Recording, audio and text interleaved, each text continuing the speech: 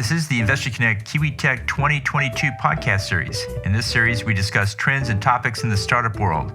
Hope you enjoyed this episode.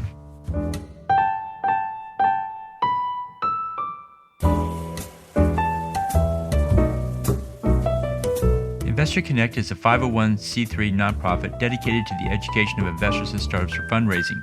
Please consider donating $100 to the program to help others in their investor and entrepreneur journey.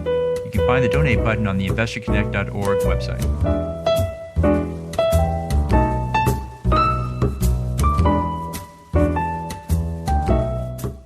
I'm the founder and CEO of 10 Capital, and today we have a panel on the opportunities in food tech. Let's go ahead and bring up the panel. So first up, we have Sarah Bain. Sarah, can you tell us more about yourself and your firm? Happy to. Thanks for having me. I'm Sarah Bain, Venture Principal at Techstars. For those of you that may not know, Techstars is a worldwide network that helps entrepreneurs succeed, and we're actually the largest seed stage investor in the world. We have over 2,800 portfolio companies and a $63 billion market cap. I've been at Techstars now for just over 6 years, and I've spent my time running our retail, farm to fork, and sports tech programs, and have also managed a portfolio of 150 of our alumni companies. Great, thank you. Next up is Carter Williams. Carter, can you tell us about yourself and your firm? I'm Carter Williams. I'm part of the iSelect team. We're a venture firm based in St. Louis. We focus on ag tech and healthcare and the convergence of how what we eat affects metabolic health. We've invested in about 55 companies, just took Benson Hill public, and are very involved in sort of upstream ag and data analytics and such around healthcare that helps people improve how they think about their healthcare and improve their nutrition. Great, thanks. Next up is Alexander Borschow. Alexander, can you tell us about yourself and your firm? Good afternoon, everyone. Alex Borschow here, co-founder and managing partner of Semio Partners. We are an early and emerging growth stage venture capital fund with offices in San Juan, Puerto Rico, and New York. I co-founded the firm 7 years ago, and in the last 5 years, we've invested in 23 companies across the sustainable food, beverage, and food tech sectors. We primarily focus on Series A stage companies, but do invest in some later emerging growth stages. We're investors in companies like Imperfect Foods, Farmer's Fridge, Jackfruit Company, Robin Food, among others. And it's a pleasure to be here. I've been a direct angel investor in food tech for the last 10 years. Great, thank you. And next we have Brian Emerson. Brian, can you tell us about yourself and your firm? Sure, Hall. Thanks so much. I founded Starlight Capital in 1999 as a vehicle to screen entrepreneurial opportunities that I might want to invest in myself. This has grown to a network of over 30,000 individual investors in the U.S., and we've placed about $300 million in deals over the years, as noted on our website at starlightcapital.co. Starlight does not have a fund, but it does represent all its various investor interests. And with respect to food, we do a lot in early stage agriculture that supports sustainable small scale technologies for food security, whether that be through investments or charitable grants. Great, thank you. So our first question to the panelists today is, what is the main trend in the food tech space? Sarah, can you kick us off there with what do you see as the main trend in there so far? Sure. So I can tell you really from a farm to fork perspective, or what we're actually really interested in. I'd say that we're leaning into the technologies that have a positive impact on the labor markets, robotics, automation, efficiency technologies that make the workforce more effective are probably some of the biggest trends or areas that we're looking at specifically.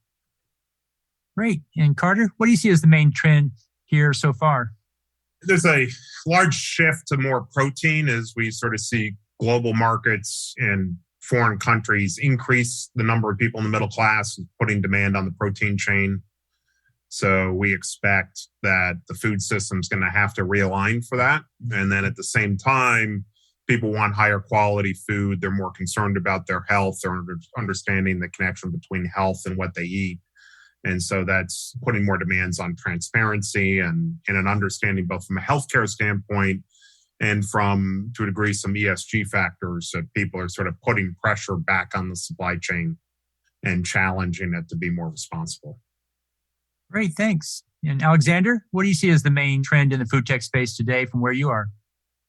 So one of the biggest trends we're seeing that was really accelerated by the COVID-19 pandemic was the introduction of technology and digitalization, the way we discover and procure food. So COVID really accelerated grocery commerce where it was languishing in terms of adoption. And you saw over a 6 to 9 month period, the same amount of growth in adoption in e-commerce for groceries that you saw in the previous 5 years. So the way consumers are starting to discover food, be it through social media, ordering through an app, that didn't happen really for most Americans 5 years ago. And now you have a whole new generation, millennials and Gen Z. Gen Z is going to be the biggest demographic in the US for the next 5 to 10 years. They predominantly look for shopping and discovering food on social media platforms, be it Instagram or Facebook or TikTok. So we're seeing a lot of innovation in the models in which consumers are accessing food. The logistics and supply chain technology has improved there for being able to have not only cold supply chain, but frozen supply chains for direct-to-consumer brands launching without having to go to retail brick and mortar. It's really changing the dynamic. And these omni-channel brands that have e-commerce, retail, and direct-to-consumer channels are becoming more and more interesting. Great. Thank you for that. And Brian, what's your take on what is the main trend in the food tech space today? Well, we're really focusing on the building blocks of the food industry and trying to get into things like these sustainable small-scale technologies for food security, such as biochar to enhance soil, cold weather overwintering of bees for northern climates, better severe high weather tunnel materials, and more efficient storing, transportation, and distribution of non-GMO seeds. We think that's going to have a lot of impact for the whole world. Great, thanks. My next question to the panel is, what will we see in plant-based proteins? Since Carter, you called that out as your main trend, let's start with you and give us more detail or color around what's going to happen there. I think the trend to date has been about clean proteins, non-GMO, less price sensitivity, which sort of was the win behind the sales of like Beyond. I think what we're now starting to see is a broader array of CPGs thinking about what plant-based proteins are, the emergence of flexitarians, and now the CPGs understand who they are. And they're trying to figure out how to deliver 2 dinners a week in the plant-based protein type of realm. And there's a lot more price sensitivity that will come into the market. And so what that means in terms of on the input side, that we're going to shift probably from a high-end, clean protein sort of environment to an environment where people are saying we're going to 10x demand, and there's going to be less sensitivity on clean and more sensitivity on price, and that will be a global pressure. And so what that also means is people don't, if it blares non-GMO, maybe they'll get frustrated, but they may not just ask. And so if we can open up that market and get plant-based proteins to be 10%, 20% lower than animal-based proteins, I think we're going to see an exponential growth occur. And then also on the CPG side, I think we're starting to see some variations where you're going to start seeing like an ingredient or somebody that's not an expected player but has a lot of involvement in the system, where they're going to really, if you listen to their Q calls, they talk more and more about this. So I think the normal everyday CPGs are going to make this a mainstay part of their product line, which will create a lot of pressure on any new entrants in the new CPG oriented plant-based meats, which is, you can sort of see in Beyond's price, is that they really don't have an argument on the plant-based meat side. They don't have an argument that justifies a $180 per share price, and that the CPGs have channel power. So I think we're going to see a little bit of a battle there that may affect the ability to bring new startups forward on the direct-to-consumer side and the plant-based meat side. Great. And Sarah, what do you see coming up in the plant-based protein space? I completely agree with Carter on the pricing. We're definitely going to see a shift there. But for us, in our particular program, I wouldn't say that the new brands that are on the rise are something that we're definitely interested in. However, with that being said, I think it's going to continue to grow, and the market there's going to be so much more in there. I think one of the biggest things that we really look at is the infrastructure and the mediums for the plant-based and the protein-based or the alternative space. And so really looking at companies that are making up all of this, but also looking deeply at what the infrastructure is for these particular alternative sources. Great. And Alexander, what's your take on the plant-based space? So where we are right now, we're kind of on like version maybe 1.5 of innovation in plant-based proteins or plant-based alternatives. And when you think about that early inning of innovation, I don't think anybody can really argue that the Beyond Burger and Impossible Burger was healthier or better for you in the first, wave of innovation. But what I'm excited about, what I see is coming about is to Carter's point about shifting towards more transparency, cleaner ingredients. The next wave of innovation is going to be more about not highly processed plant-based alternatives, but more whole plant-based alternatives. So we made an investment in the Jackfruit company 2 years ago, and their innovation really is about using whole, real plants to make alternatives that are healthier and better for humans because they're high in fiber and not full of processed ingredients. I think that's going to be an interesting next evolution of the plant-based alternative space. And the other one that is also going to be impacting the alternative protein space is not just plant-based, but also one that's adjacent is cultivated meat, which is producing meat in a lab as opposed to using animals. That cost curve, that scale is going to come down. And I think that's going to become a bigger part of the alternative meat space, if you want to call it that. But alongside, plant-based is going to continue to grow, but I think it's going to be a shift towards more full plant-based, cleaner ingredients, healthier products. Great, thank you. Next question to the panel is, what's the outlook on vertical farming? How are we going to see that roll out? Sarah, you want to kick that off for us? Yeah, so this might be a bit of a protagonist view or a controversial view. I truthfully have a hard time understanding who really is going to win in this space. It's incredibly fragmented. The unit economics are hard. It'll be high because you're replacing the sun, essentially. And truthfully, we haven't invested in it through Farm to Fork, but I do truly believe that it is part of the agricultural industry. But I'm just not sure if there will be one very large venture-backed farm. I believe in vertical farming. I believe in indoor farming. I just can't fully wrap my head around if there will be one that totally wins the space. Great. And Carter, what's your take on vertical farming? Where do you think it's going to go? There'll be some version of it. I think that the innovation needs to come in areas like project finance. There's still many of these. But it's very much, some businesses are early bird catches the worm and owns the market. Others are the second mouse gets the cheese. And so I think that there are the people who come next can build cheaper, better infrastructure off the backs of the people that came before them. That said, there are some macro forces around. If someone could figure out how to do good asset-based lending or project finance in the space, I think it would lower the cost of capital operation. It wouldn't solve the unit cost problem, but would fix some of their capital structure issues that they're having. And then I think that the other big elephant in the room is food security, which certainly we sort of have been thinking about with Ukraine. But if you, on a global basis, if you're in the Middle East and you get your fresh produce from the Sudan and you have China coming in, basically consuming everything out of the Sudan, and you're going to get squeezed out. There's a lot of geopolitical pressure moving things around. And so I think that the indoor farming from a food security standpoint might be the next major generation of innovation to come. And then it may over time, and, within the US, I think that it's not as important an opportunity. But in other countries that have tighter borders and are competing with China for fresh food supply, you're going to see a lot. We're seeing movement. You can see it in some of the financings recently and where the bigger operators are focused. Great, thanks. And Alexander, what's your take on vertical farming? How do you see it rolling out? So we've looked at the indoor, the CEA-controlled environment agriculture vertical farming space extensively over the last 5 years and visited many different startups in the space.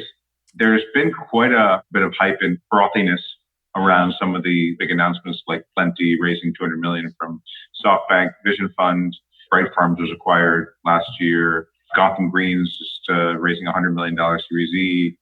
Honestly, we've avoided investing. We've passed investing on any of these companies in the space. Ironox did a big raise last year, focusing on automation. I think that Every time we've looked at the economics, the unit economics and the business model, it just never really clicked and made sense to us.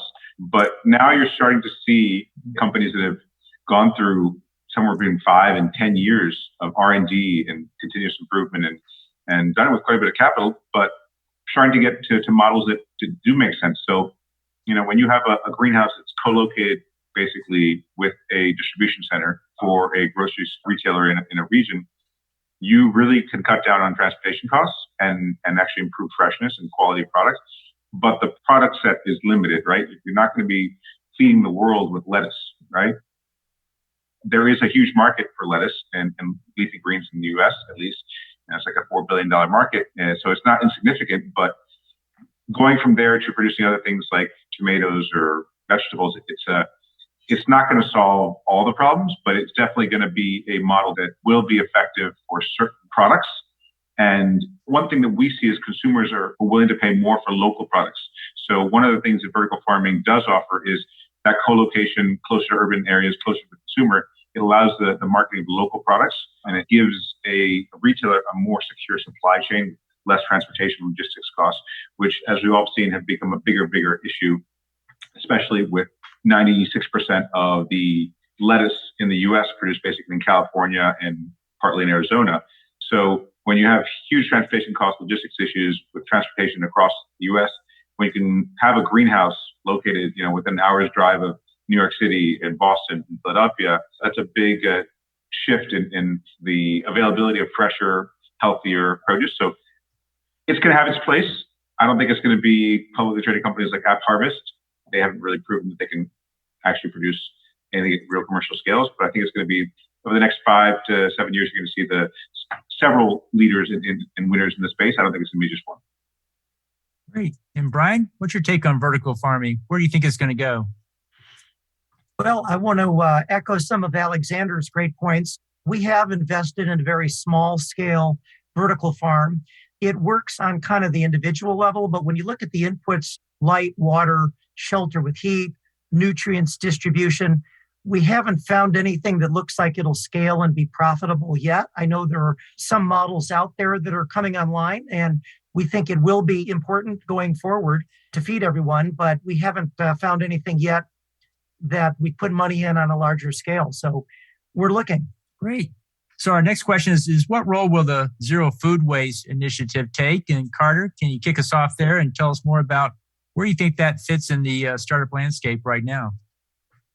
Well, so I started my career with lean manufacturing back in 1989, 1990 in the aircraft industry. And the concept that I was taught around zero waste is less about how do you use waste and how do you eliminate it. And I think that at that point, you start really getting to the fundamental engineering of the supply chain and cleaning it up. So we do pay attention to it. We have been looking at use of waste versus reduction of waste. I would say that we've seen a lot of use of waste type products, but we're really only interested in terms of our investment strategy in terms of fundamentally eliminating the creation of waste.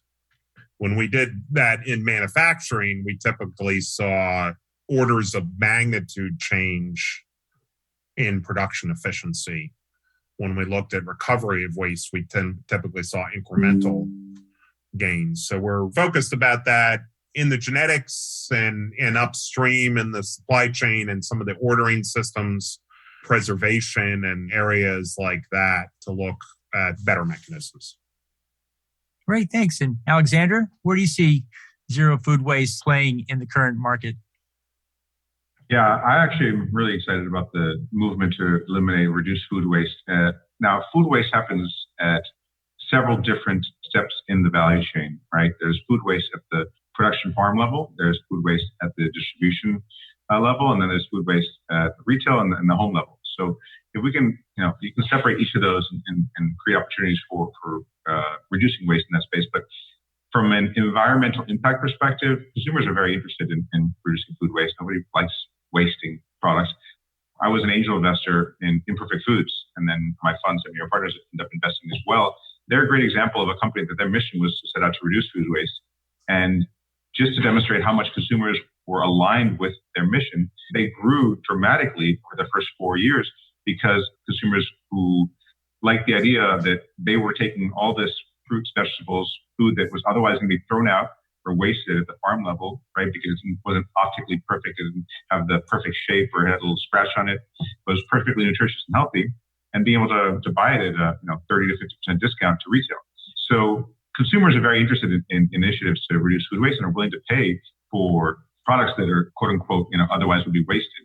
To Carter's point, there's a lot of opportunities in the food service industry to reduce waste, and both retail and food service. I mean, one of the reasons that the development of hot lunch counters or bars within grocery stores became so popular is because it was a great way for them to reduce their food waste. Typically, grocers, anything that's fresh or perishable, you have a 5-7% waste. If you can now turn that into, okay, well, it's going to be expiring in 4 or 5 days, you can take that, turn that into an entree or salad and have that in your salad bar within the store. It's a great initiative to reduce food waste as well. So the big question with food waste is how do you measure, right? How do we get an idea, a handle around how much is being wasted and what part, and creating easy initiatives and incentives to reduce that waste. So we looked at companies like Spoiler Alert. It's a great company that helps reduce food waste at a more industry, large-scale commercial level. And there's lots of initiatives that are more the Uber model, where you have a sharing economy where individual stores, coffee shops have excess product. They're like, hey, this is going to go bad tomorrow. I'm willing to sell it at 50% discount to anybody right now just to clear the inventory. How do I create access to consumers through an application? There's many apps that popped up. So food waste reduction initiatives are definitely very interesting and evolving. There's a lot of capital that's being thrown behind that, both in Europe and the US. And I'm excited to see what the impact of those is over the next decade. Great. And Brian, what's your take on Zero Food Waste Initiative? Where do you think it's going to play out? Well, give the example of the vertical farm we talked about earlier. We implemented a zero food waste in that to make sure that as much food was available as possible to humans, then animals, and then compost. And I think that any business plan going forward in food is going to need to take that into account to help increase its sustainability and profitability. So something every entrepreneur should look at in the field. So our next question is, what is the impact of Foodtech on plastic packaging? Where do we see plastic packaging going? Sarah, what's your take there? Yeah, so I think the big challenge in the space is plastic packaging, and it has a really dramatic effect on shelf stability, food safety, and it's hard to actually remove that plastic from those things, from the things that they're packaging, because there are real challenges like water barrier hurdles, and protecting the food can be much more difficult with that. I think the early adopters are specifically some of the ones that are really shaking it up. One company that we invested in it's called Dispatch Goods. And so they're removing the single-use packaging by using reusable containers. They're creating a fourth bin. Some of the biggest areas that they've found success in is freezer packs. And so actually picking up freezer packs and reusing those through restaurants, through other vendors and customers that they have. I also think we've seen a lot of companies that are focused on manufacturing and actually wrapping the pallets where the water barrier doesn't need to be as great or have the same level of regulatory approvals that the packaging may for food and other food safety. Okay. And Alexander, what do you think is going to happen to the plastic packaging industry as Foodtech takes off? Yeah, so I'll tell you what I want to happen, and then I'll tell you what I think might happen. So my vision for the future is that plastic packaging will no longer exist, and all packaging will be completely biodegradable. Because to be honest, changing human behavior to try to get recycling up to the levels that we need to make it effective is unrealistic. So I think that the only solution and the types of solutions we're looking to invest in are those which create completely biodegradable packaging. And there's some really interesting startups in the space, like, for example, Lollyware. Lollyware has been working for the last 5-6 years in R&D to take seaweed, right, and basically replace the plastic, pellets that are used for extruding and plastic packaging materials today, and replace them with something that's completely seaweed-based and biodegradable. That's game-changing, right? So the point is, our global infrastructure for packaging, you're talking about, hundreds of billions of dollars of investment in production facilities and supply chains, that's just not going to disappear. There's too much industrial inertia to have that disappear. A solution that basically replaces the input, the feed material in that system with something that works equivalently. They don't have to change their machines, but is based on something that is A, plant-based, nature-based, and B, biodegradable. That's what's really interesting. So I think you're going to see a lot of innovation around completely biodegradable packaging, compostable as well, but compostable requires usually like a commercial compost facility. It's not really like you just throw it in your garbage and it'll compost. And I saw someone asking about, you mentioned about seaweed or mushroom-based packaging. Mycotechnology is a great example as well. We invested in a seaweed company in Maine called Atlantic Sea Farms. But the circular economy aspect of this is also really important because 100 years ago, everything was a circular economy. We didn't throw out anything close to what we throw out today, right? It was designed to be reused. Now, if we return to that concept, we invested in a landfill gas renewable energy project because humans are not going to stop throwing out, creating waste, right? So the packaging is going to go to landfills. It's going to produce methane and biogas. There has to be capturing of that and not letting it get into the atmosphere so that we can actually start reducing and eventually get to net zero carbon. Packaging is going to be a big part of that. So it has to be solutions that are completely biodegradable and break down in a matter of months, not decades or hundreds of years. Great, thanks. And Brian, what's your take on that question? Well, I think we all know what plastics have done to the environment, and we've looked at solutions that are dealing with recycled cardboard, paper for packaging, starch, bamboo, and others. And those could be converted into power, heat, compost, and things. So we've seen several promising companies that are looking at these, but we haven't invested in it yet. So I think that's going to be very important for sustainability going forward, as the other panelists have mentioned. Great. And my last question is where do investors find good opportunities for food tech startups? Are these coming out of the university? Are they spin-outs out of corporate R&D? Or are they two guys in a garage that just have a great idea? Where do you think the source is going to come from? Sarah, what's your take? Well, shameless plug here. I'm going to say for a lot of later stage investors, we at Techstars have an incredible portfolio. And we're also going to have another great group of 12 companies coming through this program. But we're specifically finding some of those companies is, from the universities, like you said. And there are great organizations such as Foodtech, where we see a lot of them, other accelerators, other incubators, and having a wonderful referral network of mentors and investors internally at Techstars. We see a lot of those companies and get access to a lot of them. Great, thanks. And Carter, where do you think the source is going to come from? Well, the bulk of our investments are in companies led by people that are 35 to 45 years old. And that's when you look at venture investing, the bulk of successful ventures falls on that camp. But it also depends on what part of the sector you're in. In our particular case, we're a bit more upstream. And so a lot of institutional knowledge is beneficial in terms of how those systems operate. Whereas I think on some of the consumer side, there are aspects that are more flexible and will shift. I think that from an investor standpoint, the most important thing is our network. We have not invested much in anything coming out of academia except on the healthcare side. And young, off the street startups, we haven't done very much or much from the incubators. But that's also because of the nature of the kinds of companies we're investing in. So I think it depends on what kind of who you are and what you are in sort of the ecosystem. Probably you gotta wander through different groups of investors that understand how to probably work with you. Great. And Alexander, what's your take? Where do you think the food tech startups will be coming from? So we've seen an incredible amount of innovation in food tech coming from Israel. We've been active looking at several accelerated programs there for a number of years and really amazed both from ag tech and food tech, robotics, biotech for food. So we see that as an incredible hub of innovation there. Same way, I went to MIT, and MIT has really picked up its entrepreneurial ecosystem focused on food tech.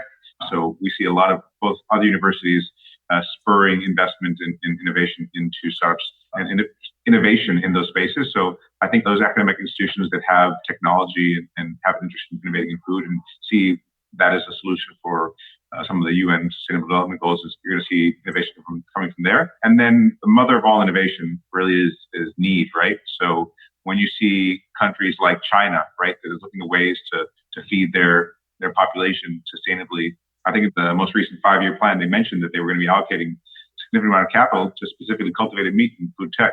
So those are the signals that when, top-down mandates for investment in technology, innovation, and food, those are where you're going to see also innovation being driven. Great. And Brian, what's your take? Where do you think the sources of good startups in food tech are going to come from? Well, we found some interesting candidates from the U.S. Department of Agricultural grant recipients, also people who have taken state funding. They're solving local problems. And to the extent that those can be scaled up, we're having some really good discussions there. Well, I want to thank everybody. That's at the end of our time here for the panel. I want to thank our panelists for their time, their wisdom, and their experience that they shared with us today.